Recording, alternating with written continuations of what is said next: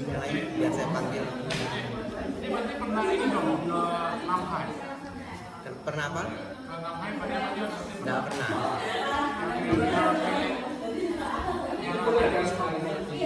Di Sukabumi belum pernah. Ya baik. Ya mari kita kumpul ya. Masih banyak pelajaran kita. Ini semuanya penting-penting dan berharga.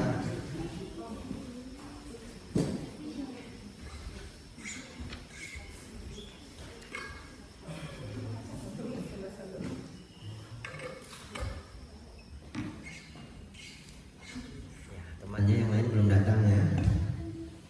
Saya harus bicara apa aja enggak apa-apa. Jadi kedengaran suara mic mereka cepat-cepat naik. Betul ya? Triknya. Kenapa saya ambil mic ini triknya, betul ya? Di bawah itu nggak kedengaran, saya ngomong apa nggak kedengaran. Nah, bagi saudara-saudara ketawa-ketawa, ayo gawat ini ketinggalan cerita. Cepat-cepat naik yang lainnya.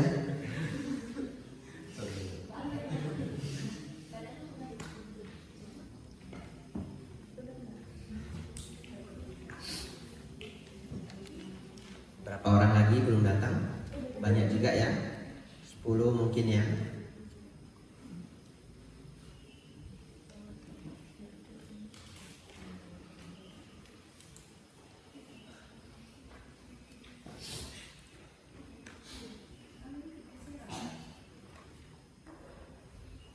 Ini hadir keluarganya Livia, betul ya? Ya, yang banyak sponsor acara kita. Nanti saudara-saudara harus kenal. Ibu Litin, betul ya? Ini Ibu Lina, Bu Tina, ya.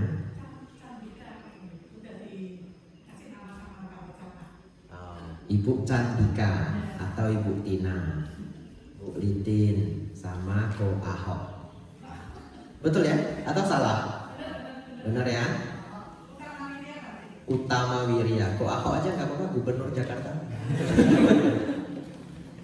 Ya, membantu banyak di acara kita. Ya.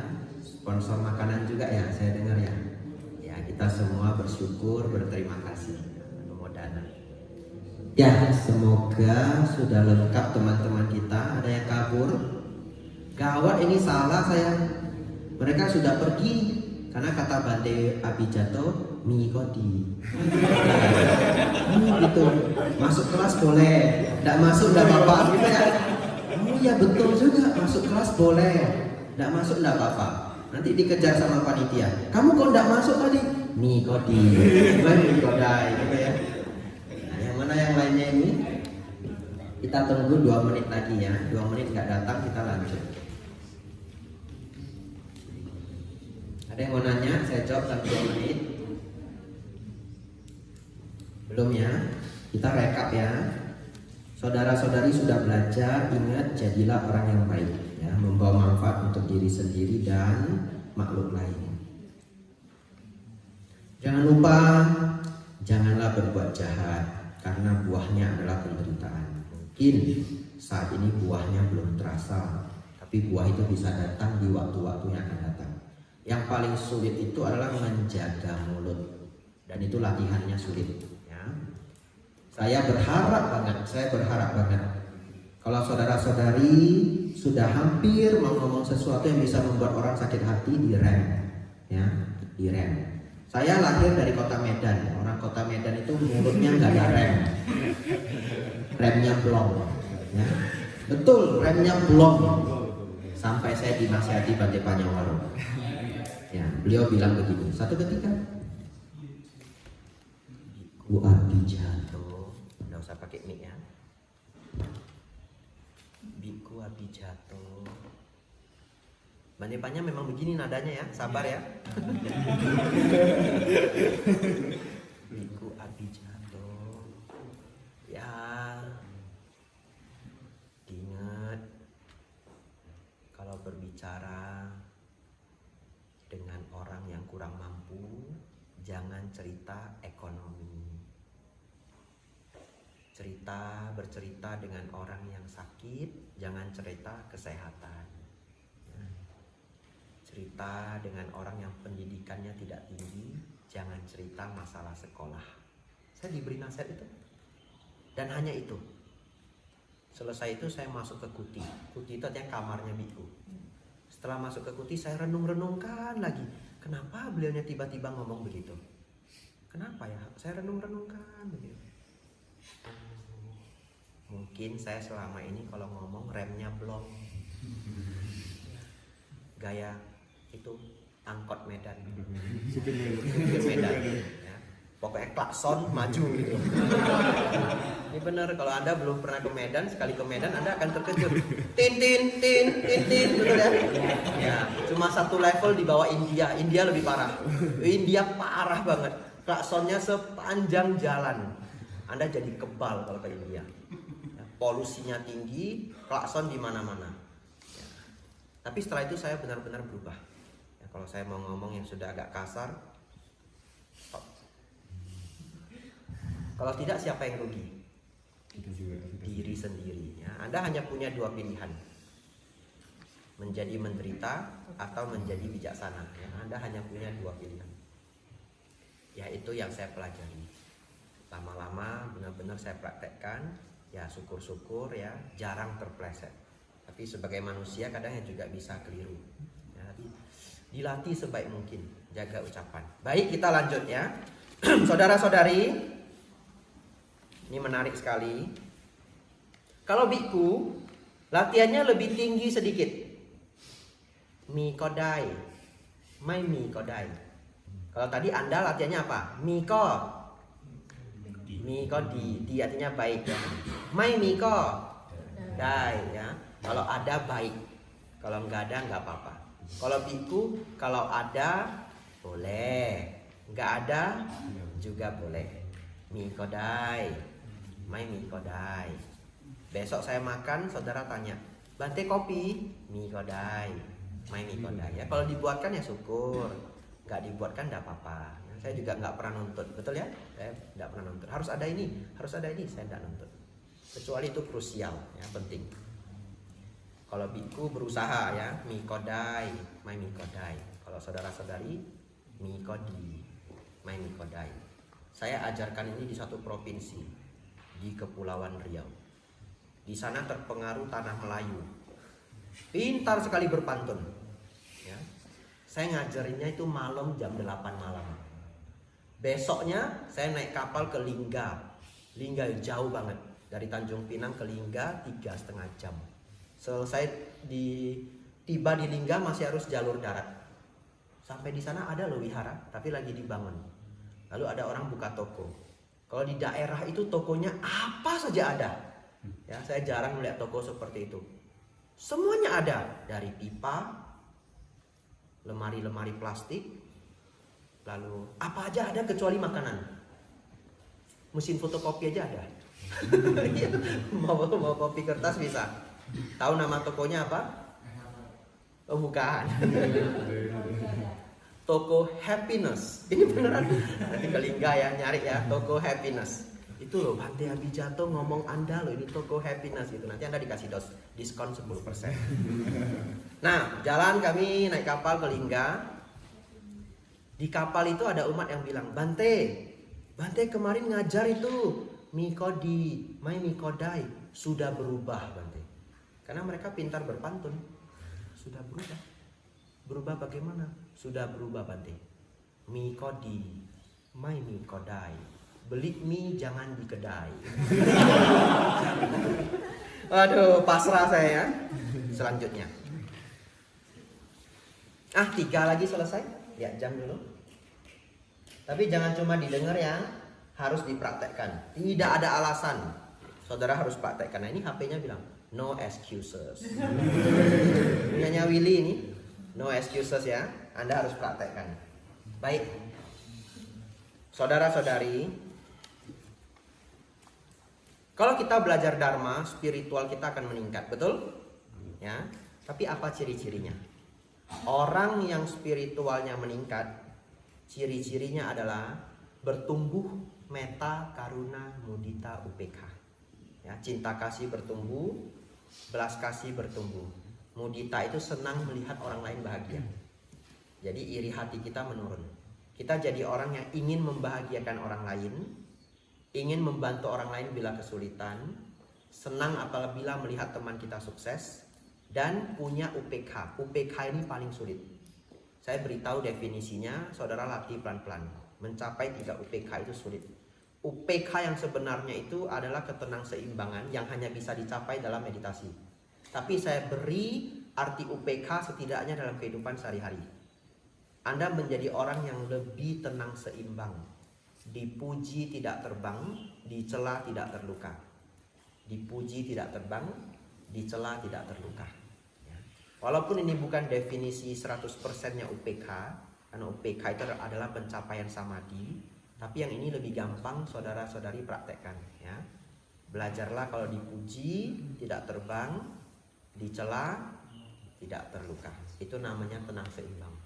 Kamu hebat ya, ini karya kamu sendiri. Oh iya, ini semua saya yang kerjakan ini. Itu hebat saya. Jangan begitu ya. Ya itu dipuji terbang. Kalau dipuji ya senang, tapi jangan sampai kesenangan. Karena kalau Anda dipuji kesenangan, umumnya Anda ketika dikritik Anda akan sangat sakit hati. Ya, saudara-saudari.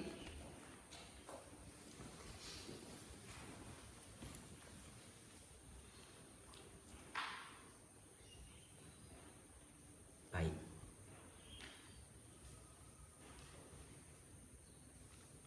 Saya masuk yang bagian ini aja. Ini bagi saya penting sekali untuk teman-teman di umur 20-an.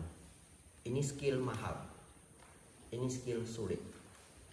Ini skill mahal, ini skill sulit. Saya tidak bisa paksa Anda untuk mempraktikannya.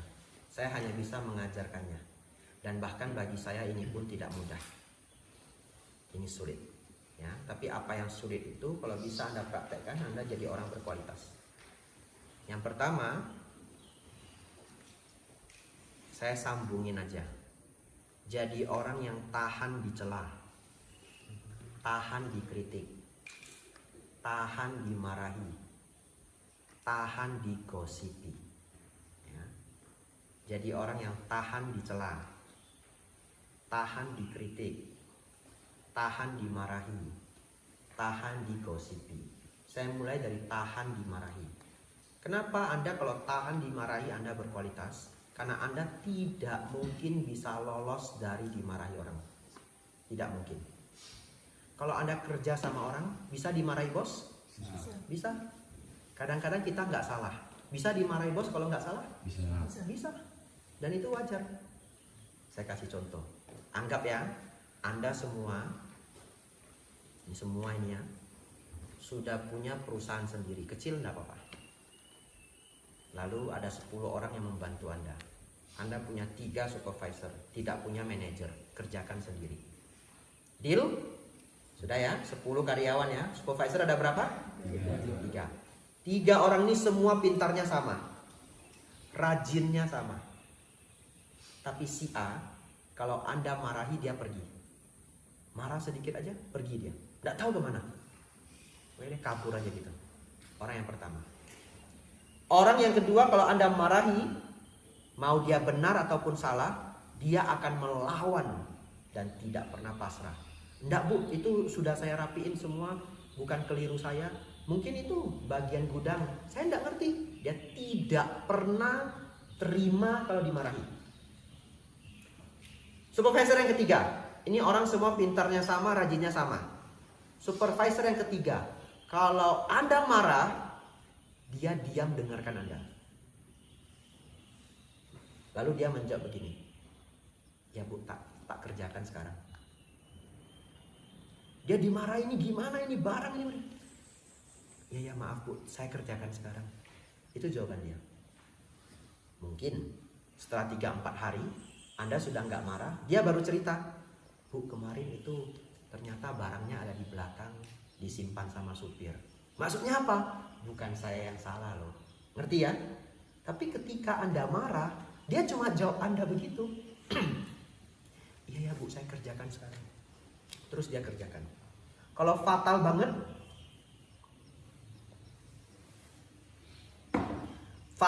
kesalahannya, tapi bukan dia yang salah, dia jawab begini. Oh iya Bu, tadi itu ongki yang keliru. Saya ini tak bereskan sekarang semua. Dia tetap memberitahu ongki yang keliru. Contoh ya. Nah, jangan merasa bersalah. Cuma contoh. Oh iya Bu, itu ongki keliru. Saya bereskan sekarang. Dia memberitahu orang lain yang keliru Bu. Saya tetap bereskan. Betul? Ini 3 orang pinter sama, rajin sama. Satu ketika bisnis Anda meledak 10 kali lipat. Anda butuh manajer. Siapa yang Anda angkat? Yang ketiga. Apa kualitas dia? Tahan dimarahi. Orang tidak pernah tahu kalau bisa dimarahi itu adalah kualitas. Tapi saya nggak suka dimarahi. Siapa yang lahir suka dimarahi? Hobi suka dimarahi. Nggak ada. Itu adalah skill. Bante. Kan keadaannya nggak selalu begitu. Misalkan begitu ya. Saya enggak sampai jadi nggak punya manajer saya. Misalkan begitu ya, nggak punya supervisor. Kalau Anda punya usaha kecil pun atau usaha besar pun, Anda tetap bisa dimarahi pelanggan. Betul ya? Anda sekarang sudah jadi bos. Bisa dimarahi pelanggan? Bisa. Anda dimarahi pelanggan, jawabnya apa? Iya, nanti saya bereskan. Saya juga kena marah dulu. Apalagi obat itu kalau nggak saya kirim fatal banget. Kadang saya antar, rugi nggak apa-apa. Apalagi misalkan Burnajin Cream. Burnajin Cream itu untuk kebakaran. Dia pesan Burnajin Cream, nggak saya kirim, tamatlah riwayat saya. Karena orangnya sedang di rumah sakit kena kebakaran. Apa solusinya? Saya nggak mau tahu lagi sejauh apa saya antar. Dan saya sudah angkat telepon dimarah-marahi. Barang saya mana? Lu gila ya, itu penting banget. Oh ya Ci, maaf. Cuma itu yang bisa saya lakukan, betul ya? Kalau saya jawab, enak aja kamu marahin saya. Tutup toko jadi biksu. Betul ya? Nah, tahan dimarahi. Ingat ya, kalau Anda dimarahi orang, kalaupun marah, cepat-cepat diredakan. Saya tidak menyalahkan kalau Anda marah. Tapi kalau Anda bisa mengurangi 50%, Anda bisa mengurangi 70%, Anda sangat bijaksana. Pilihan Anda hanya 2. Menjadi rugi atau bijaksana. Yang ini keren banget, ini saya suka banget ini. Yang terakhir ini saya suka banget. Tahan digosipi. Ya, saya sangat tahan digosipi. Silakan gosipi saya. Yang baik-baik ya. Begini, bagi saya, kalau saya digosipi di belakang, orangnya masih respect dengan kita. Ingat itu ya. Kalau kita diomongin dari belakang, orangnya masih respect dengan kita. Tapi konsep kita selama ini keliru. Dia omongin saya di belakang. Kalau berani omongin di depan dong. Masa omongin saya di belakang? Kenyataannya, Anda ngomongin orang nggak di belakang? Kenyataannya. Saya kasih contoh yang paling real. Satu rumah, suami, istri, anak 3. Ya, Anda anak nomor 2. Contoh ya. Waktu papa nggak ada di rumah, gosipin siapa? Itu bapakmu itu loh. Nggak pernah mikirin ini. Bukan bapakku, suamimu gitu ya. Suamimu kok bapakku. Satu ketika mamanya nggak ada, pergi ke rumah nenek. Siapa digosipi? Mama. Ya, kadang 2 orang digosipi. Dedekmu itu loh, mirip banget sama mama. Kalau sudah marah 3 hari. Gimana itu? Mamamu itu, istrimu itu pak, gitu ya. Waktu kita nggak ada, kita digosipin nggak? Waktu dedek nggak ada di rumah, gosipin dedek. Cici nggak ada di rumah, Koko nggak ada di rumah, gosipin Koko. Betul ya? Pernah nggak gosipin Kokonya? Kalau yang punya Koko, Kokomu itu loh, galak bener jadi orang. Mama aja takut. Iya ma, saya takut sekali ma. Ada gila-gilanya, begitu ya? Kalau dia pulang gimana? Kok sudah pulang gitu ya? Itu normal, ya, itu normal. Anda hanya butuh jadi bijaksana. Jadi kalau Anda digosipi dari belakang, udah biar aja. Kalau Anda kedengeran, itu bonus. Iya. Kalau Anda kedengeran, oh, saya dianggap begitu. Benar enggak? Kalau benar nanti berubah. Kalau nggak benar, biar aja. Atau nanti kita nyusup-nyusupin, membuktikan kita nggak seperti itu. Karena sudah kedengeran toh. Ingat ya, kalau Anda masih digosipi di belakang, Anda masih dihargai.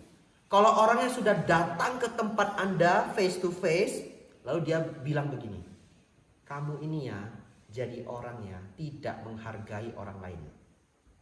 Dia masih respect kita apa enggak? Sudah tidak respect kita. Mau bukti? Ada orang yang kita baik dengan dia. Selama ini kita respect dia. Satu ketika kita sudah nggak tahan. Marahnya sudah nggak ketolongan. Kita datang ke dia face to face toh. Saya kasih tahu kamu ya, kamu kelewatan selama ini. Kamu begini. Kapan Anda memutuskan untuk nembak dia di depan seperti itu? Ketika Anda sudah tidak lagi respect. Betul ya? Ingat, ini wisdom. Kalau Anda diomongin dari belakang, biar aja. Ya. Tahan digosipi. Kalau Anda bisa melakukan itu, penderitaan Anda berkurang. Ya. Lanjut. Apalagi tahan dicela, tahan dikritik. Biar aja. Hidup ini ada yang disebut Atha Loka Dhamma. Dicatat. Atha Loka Dhamma. A-T-T-H-A spasi Loka L-O-K-A spasi Dhamma, M-nya 2. Atha Loka Dhamma. Penerjemahan yang paling pas ya, yang saya ambil dari penerjemahan Bante Payutto, ada 8 hal, nomor 1 sampai 8. Ya. Nomor 1. Jadi bahasanya seperti ini. Bagaimana saudara-saudari mencatat terserah ya. Kadang-kadang kita mendapatkan, kadang-kadang kita kehilangan. Kadang dipuji, kadang dicela.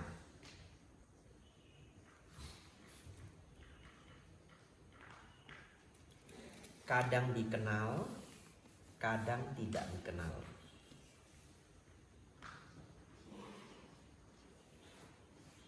Kadang merasa nyaman, kadang merasakan sakit. Ini disebut 8 kondisi dunia. 8 kondisi dunia. Kadang mendapatkan, kadang kehilangan. Kadang dipuji, kadang dicela. Kadang dikenal, kadang tidak dikenal. Kadang merasakan nyaman, kadang merasakan sakit. Ya. Kalau saudara-saudari satu ketika dikritik, dicela, diomongin, gak nyaman, untuk menurunkan stres, ingat, ya sudahlah. This is the way of the world. Inilah dunia ini ya. This is the way of the world. Inilah keadaan dunia ini. Kadang kita dipuji, kadang kita dicela.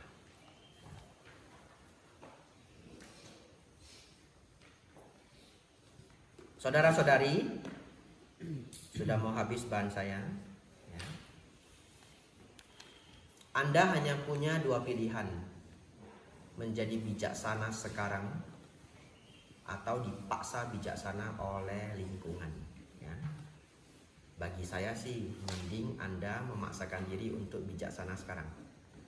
Jangan banyak kesakitan dulu baru bijaksana. Baik, bahan saya tinggal 2. Tutup buku ya. Sang Buddha mengajarkan ada 4 jenis kuda. Manusia seperti halnya 4 jenis kuda ya. Tidak dicatat tidak apa-apa. Yang pertama, kuda yang ditepuk begini, dia jalan. Ya. Tepuk gini, dia jalan. Kuda nomor 2 harus dipukul dulu baru jalan. Dicambuk baru mau jalan. Diginiin dia nggak mau jalan. Kuda jenis ketiga harus dihantam, dicambuk berulang-ulang, dia baru mau jalan. Tapi ada kuda nomor 4. Kuda paling keras kepala. Dia harus ditusuk dulu sampai tulangnya, dia baru mau jalan.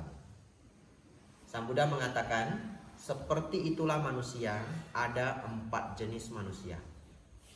Yang pertama, diberikan nasihat saja, dia sudah jalan. Ya. Hari ini saya beri nasihat saudara-saudari, ya. Jadi orang yang gampang dirawat, mikodimai mikodai, ya. Menjadi bijaksana kalau melakukan apa saja yang merupakan tradisi turun temurun, cari tahu alasannya. Kalau baik dilakukan, ya. Kalau sudah buruk merugikan orang, ditinggalkan. Ingat, menjaga diri, tidak berbuat kejahatan, menjadi orang baik, dan mengembangkan metta karuna mudita upekah. Kalau Anda adalah kuda jenis pertama, apalagi nih, tahan dicela, tahan dikritik, tahan dimarahi, tahan digosipi. Kalau Anda adalah kuda nomor 1, begitu Anda dengar ini pulang, Anda sudah praktekkan setidak-tidaknya 60%, 70%. Anda kuda jenis pertama, diginiin aja jalan, ya. Tapi ada orang yang nggak bisa, harus dicambuk dulu baru jalan, ya. Dicambuk dulu bagaimana? Harus merasakan duka dulu, ya. Misalkan putus cinta. Setelah putus cinta, datang ke wihara jadi biku sementara. Kau cai leo. Tapi itu pun baik dah. Kuda nomor 2 yang masih baik, betul ya? Begitu melihat duka, dia melihat dhamma, datang ke wihara. Ya. Kuda nomor 2 bagi saya masih baik. Kuda nomor 3 harus dihajar habis-habisan dulu, baru mau belajar menjadi bijaksana. Apa yang menghajar? Bangkrut. Istri atau suami minta cerai, anak diambil sama keluarga lain. Waduh, hancur-hancuran. Itu dicambuk habis-habisan. Setelah itu kemana? Datang ke biku. Bante, mohon waktunya, mau konsultasi. Aduh, gimana Pak? Belum janji. Bante, istri saya pergi, Bante. Ya hidup ini memang banyak masalah. Anak saya dibawa juga, Bante. Bisnis saya habis, Bante. Gak ada harapan lagi. Ya sabar ya Pak ya, sabar ya. Ya nanti kita buat janji ya. Hari ini saya ada kegiatan. Bante, saya sudah mau bunuh diri. Duduk dulu. Sudahlah. Sudah pasrah saya ya. Bante, saya sudah mau bunuh diri. Ya duduk dulu. Ya minta karyawan bikinin kopi gitu, bikinin teh. Saya dengerin ya. Nah itulah tugas saya ya. Tugas saya dengerin 3 jam 4 jam. Nah itu kuda nomor 3. Bangkrut, cerai, anak hilang, hancur-hancuran, baru mau belajar dhamma. Kenapa dulu tidak mau menahan marah? Pelanggan semua dimarahi, sombongnya minta ampun. Saya pernah ketemu, gak mau saya bilang toko apa, gak mau saya bilang. Bosnya galak sekali, pelanggan bisa dimarahi. Bisnisnya seperti apa? Turun. Yang disalahin semua pesaing. Semua pesaing disalahin. Kalau saya jualan ke tempat dia ngomel-ngomel. Itu si dia itu begini sih. Dalam hati saya, enggak, Anda. Yang keliru itu Anda. Orang jualan, orang mau beli itu beli. Kadang kan ada yang lupa ya. Kau tambah ini, dia pergi ke belakang, ambil lagi barangnya. Kau tambah lagi nih, dimarahi. Ibu kenapa enggak mau sekalian? Saya harus bolak-balik begitu. Dimarahi sekali, balik lagi enggak pelanggan? Enggak balik, ada pesaing, kecuali dia monopoli, betul ya? Bisnisnya turun. Kenapa Anda tidak mau belajar menahan marah? Istri dimarahi, anak dimarahi, orang tua dimarahi. Satu ketika semuanya bubar. Siapa yang salah? Diri sendiri. Tapi ya sudahlah, akhirnya dia datang ke wihara ya. Kuda jenis ke-3 harus dicambuk habis-habisan. Kuda jenis ke-4 harus ditusuk sampai ke tulang. Baru mau belajar menjadi bijaksana. Apa contohnya? Pak, Bu, ya ini sudah stadium 4. Bapak paling lama cuma 1 tahun. Itu kuda jenis ke-4. Selama ini 1 perak pun tidak mau didanakan ke wihara. Ya, kegiatan apapun tidak pernah mau ikut. Ya. Begitu sudah divonis seperti itu, datang ke wihara. Ini sering terjadi. Tapi ya sudahlah, kuda keempat pun akhirnya mau belajar bijaksana. Ya di wihara Mundut sering begitu ya. Orang yang sudah divonis 1 tahun, 2 tahun datang ke wihara nyari para biku. Tapi ya sudahlah, setidaknya di akhir-akhir kehidupannya dia mau belajar dhamma. Saudara-saudari, jadilah kuda yang pertama ya. Jadilah kuda yang pertama. Kenapa? Siapa contoh kuda yang pertama? Kuis tidak berhadiah. Kalau ini ada yang bisa menjawab, IQ-nya tinggi sekali. Coba Anda jawab saya dengan menganalisa segala kemungkinan yang ada. Clue-nya adalah kelas ini. Siapa contoh kuda jenis pertama? Betul. Siapa yang jawab? Bante Sariputta? Nah, ini orang IQ-nya tinggi ya. Karena judulnya tadi apa? Bante Sariputta. Bante Sariputta, kuda jenis pertama. Beliau adalah murid Sang Buddha yang hanya mendengar 1 kalimat mencapai Sotapanna. Ya. Apa kalimatnya? Segala sesuatu secara alamiahnya, saya kasih yang lengkap. Segala sesuatu yang berkondisi secara alamiahnya memiliki kemunculannya. Segala sesuatu yang berkondisi secara alamiahnya memiliki kepadamannya.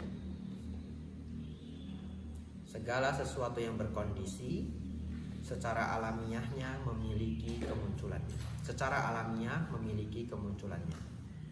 Segala sesuatu yang berkondisi secara alamiah memiliki kepadamannya. Ya. Ini adalah ungkapan Bante Asaji didengar oleh Bante Sariputta. Saat mendengar 1 kalimat ini, Bante Sariputta mencapai Sotapanna. Tapi apa makna di balik kalimat ini? Memahami anicca. Segala sesuatu itu ada kemunculannya dan ada kepadamannya. Bante memahami anicca untuk ada kebijaksanaan apa di sana? Contoh, saat ini Anda belum merasakan. Saat ini Anda belum merasakan. Hidup sebagai manusia itu berkondisi. Apa kondisinya? Anda harus makan, Anda harus tidur, ya, Anda harus buang air. Itu adalah kondisi. Kalau kita tidak makan, kita mati. Anda harus bernafas. Segala yang berkondisi pasti akan padam. Satu ketika kita akan sakit, tua dan mati. Saat ini Anda belum perlu mikir. Saya sekarang umur 31 sudah mulai sakit pinggang.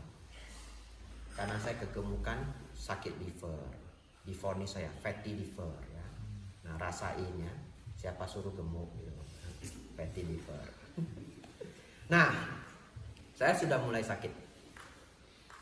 Semakin berumur, semakin sakit.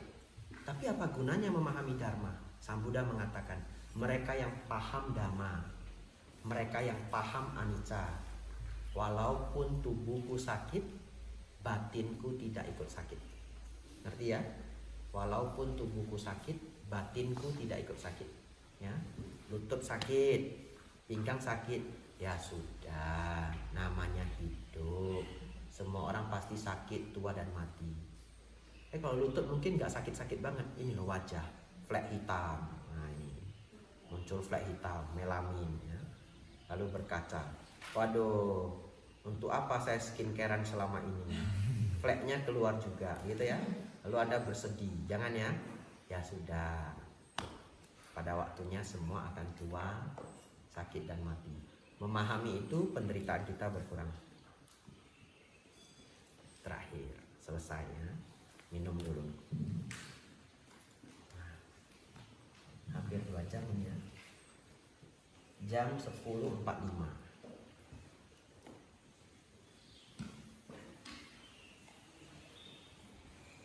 Saudara-saudari, saya tahu saudara-saudari sudah cukup capek. Saya biasanya jarang mau mengajar 2 jam kecuali kelas Sutta. Kalau saya mengajar 2 jam pun itu pelajaran 1 jam, tanya jawab 1 jam. Ya. Biasanya saya mengajar 1 jam, kalau Dhamma Desana 40 menit saja. Karena saya tahu belajar 2 jam seperti ini cukup melelahkan. Ya, kadang badan sudah agak lelah begitu, terasa sudah lelah. Tapi berkonsentrasi mendengar menjadi tidak gampang. Tapi tidak apa-apa. Karena bagi saya apa yang saya ajari hari ini semuanya penting. Ya, semua bagian penting. Ini 15 menit terakhir yang bagi saya benar-benar sangat bermanfaat. Saya mempraktikkannya setiap hari. Saya sebut sebagai mindful breathing. Saudara-saudari, Anda tidak bisa mengklaim diri Anda bijaksana kalau Anda sendiri gampang sekali marah. Ya. Begitu Anda gampang marah, Anda sudah dicoret dari nominasi orang bijaksana. Gak bisa dia gak bijaksana kalau sedikit-sedikit marah. Oleh karena itu, belajar Dharma itu kuncinya hanya 3. Ini dihafal ya.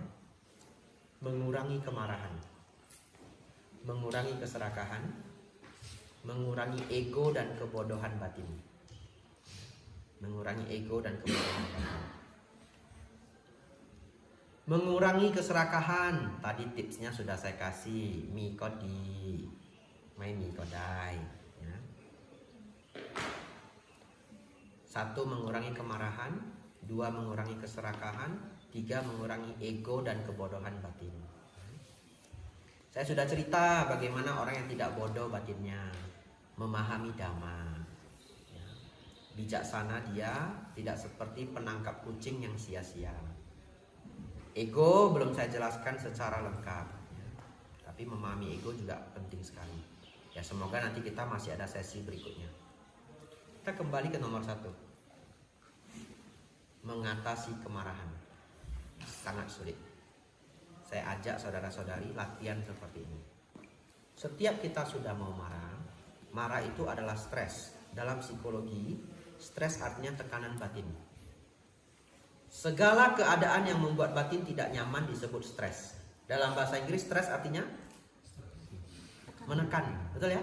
Pressing, ya. Stress the piano chords biasanya. Jadi sebenarnya stres itu ini ada yang menekan nih. Coba. Kalau saudara-saudari kecewa, nyaman atau tidak nyaman? Tidak nyaman disebut stres, ya. Semua ketidaknyamanan batin disebut stres. Deal ya? Semua ketidaknyamanan batin disebut stres. Pertanyaan saya, marah nyaman atau tidak nyaman? Tidak nyaman. Marah adalah stres. Kecewa adalah stres. Sedih nyaman tidak nyaman? Sedih adalah stres. Takut nyaman atau tidak nyaman? Ya, takut pun adalah stres. Ya. Stres ini dalam bahasa Pali disebut dukkha. Segala keadaan batin yang tidak nyaman disebut dukkha.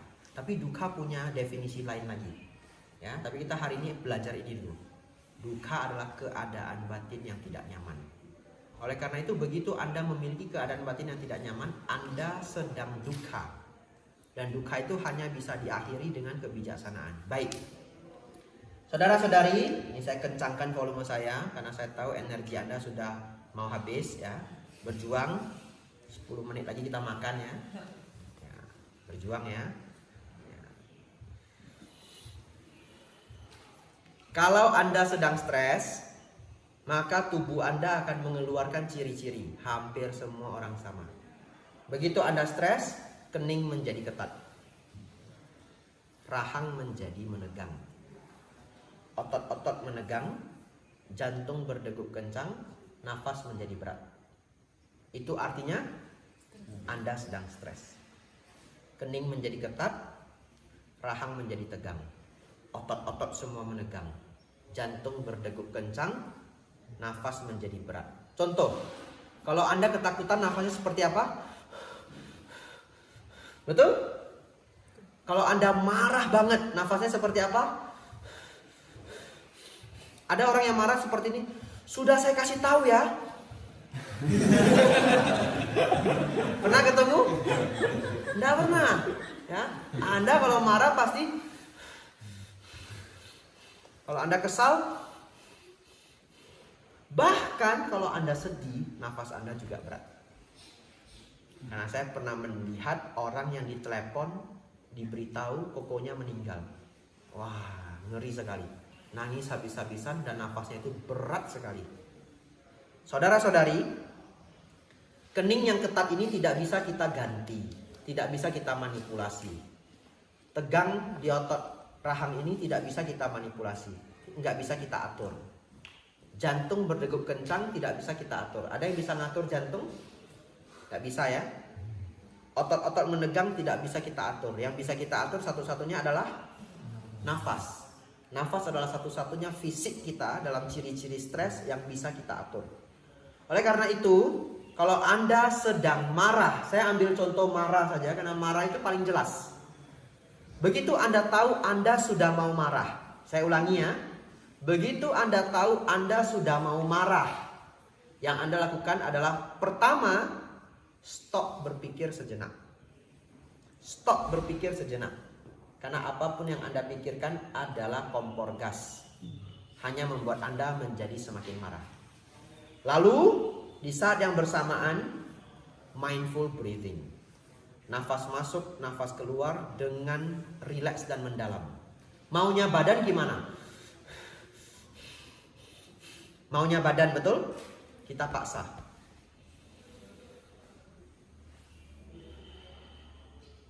Tidak harus menutup mata, ya, karena masalah sedang di depan mata. Anda sedang menghadapi orang yang tidak disukai, Anda yang sedang menghadapi karyawan, Anda sedang menghadapi kolega. Kan tidak mungkin orang yang tidak Anda sukai di depan Anda. Lalu Anda begini. Kamu kenapa? Tidak mungkin ya. Buka mata. Tapi nafasnya, ini sudah marah ini di dalam. Betul ya? Tapi nafasnya tidak boleh. Nafasnya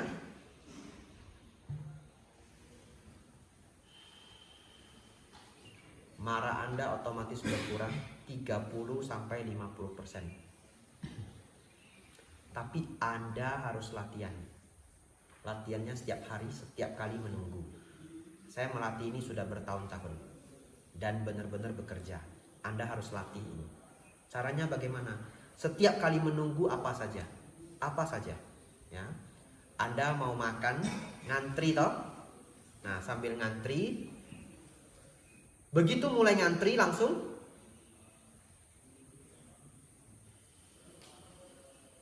nafas masuk, nafas keluar. 2 kali cukup. Beneran? 2-3 kali cukup. Kalau nyaman mau dilanjutkan silahkan. Anda mau belanja, Anda pesen barangnya, ya. Mas, martabaknya 1. Martabak harus dibuat toh. Begitu kita pesan langsung nunggu toh. 2 napas cukup. 3 napas juga boleh. Setelah itu baru Anda keluarkan HP untuk main HP. Untuk apa? Melatih unconscious mind Anda. Karena kalau nanti Anda tiba-tiba marah, Anda tidak mungkin ingat pesan saya. Betul ya? Ketika Anda marah, marah saja. Tidak bisa ketika marah tiba-tiba muncul suara saya. Nafas masuk, nafas keluar. Tidak. Anda kalau marah, marah aja. Nanti sudah selesai marahnya baru menyesal. Aduh. Padahal kata Bhante Abhijato apa? Nafas masuk, nafas keluar. Selalu lupa. Memang selalu lupa. Karena Anda tidak latihan. Latihannya setiap menunggu. Dan Anda akan terkejut. Anda makan ke rumah makan, makanannya diantar. Dan Anda sudah lapar. Begitu makanan datang, tidak ada sendok garpu. Bisa kesel? Bisa kalau Anda sudah lapar. Ya. Lalu Anda panggil. Mas, sendok garpu. Oh iya, saya ambilkan. Begitu dia noleh, langsung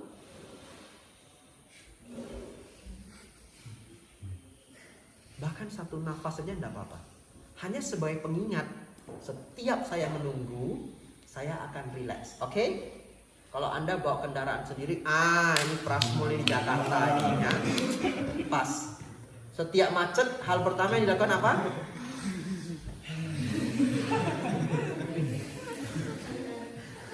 Ketemu lampu merah, ada teman kita di sebelah. Kamu sadar ketemu lampu merah kok senyum? Kamu sejak pulang dari retreat itu saya lihat kamu jadi agak aneh. Setiap macet kamu. Ketemu macet ya. Temennya gimana? Aduh macet. Kita bagaimana? Macet lagi. Gitu ya. Jalan Anda pasti dianggap ODGJ ya. Bagaimana? Kalau tradisi keluarga ya, kata mama tuh nggak boleh nafas kayak gitu. Katanya nafas orang susah. Itu kata hukum sih. Ya. Mungkin nafas orang susah lebih seperti ini. Kalau bagi saya ya. Betul ya? Tapi yang kita praktekkan bukan begitu. Yang kita praktekkan adalah buangnya juga pelan. Ngerti ya? Nah, nggak tahu susahnya di mana, saya nggak ketemu. Nah, nanti rembukan lagi sama keluarga. Mah, revisi bilang. Kalau yang susah itu ya, tapi kalau kita tidak, keluarnya juga tenang. Dan Anda harus lakukan seperti ini. Kenapa? Kalau tidak orang bisa salah paham. Kadang teman Anda datang dan kita lagi stres, kita bagaimana? Dia bisa tersinggung, betul ya? Oleh karena itu benar kalau keluarganya mengingatkan itu, saya pikir baik. Ya, supaya kita hati-hati karena bisa membuat orang tersinggung. Jadi Anda relax itu ada stylenya ya. Badan tegak sedikit. Nah. Relax ya. Wah, elegan sekali ya. Nah, nanti pas makan semuanya nafas masuk, nafas keluar. Kadang-kadang karena sudah saya latih bertahun-tahun, saya amazed dengan diri saya sendiri. Beneran? Saya amazed dengan diri saya sendiri. Ada hal-hal yang semua orang pasti sudah kesal, tapi saya juga terkejut. Badan saya secara otomatis langsung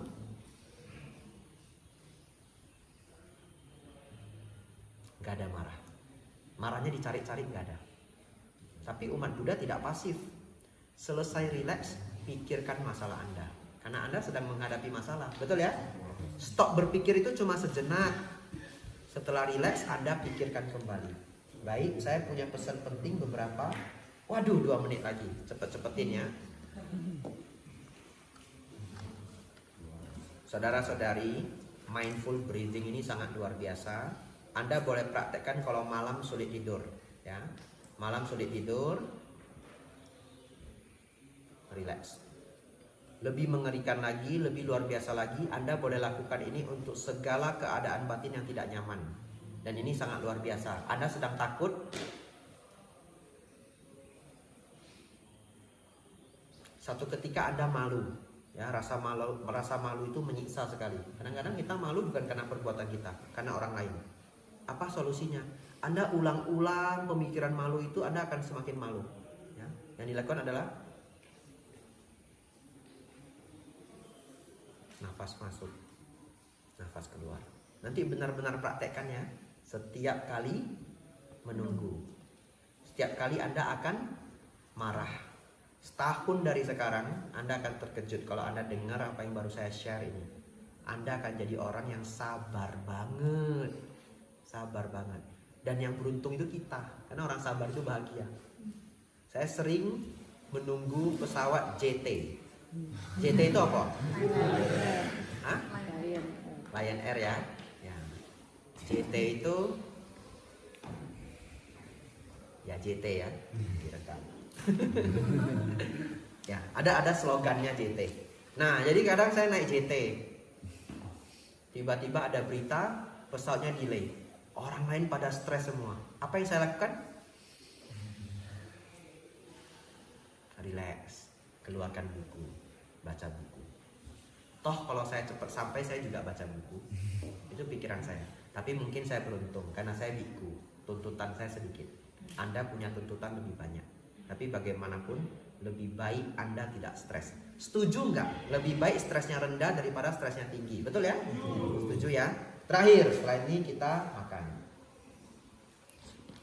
Saya dari tadi bilang terakhir, setelah ini kita makan bukan saya mikir makan, agar Anda konsentrasi. Ya, itu maksud saya. Nah, saya pernah datang ke satu tempat namanya Tanjung Balai Karimun. Di sana saya mau dijemput ke desa.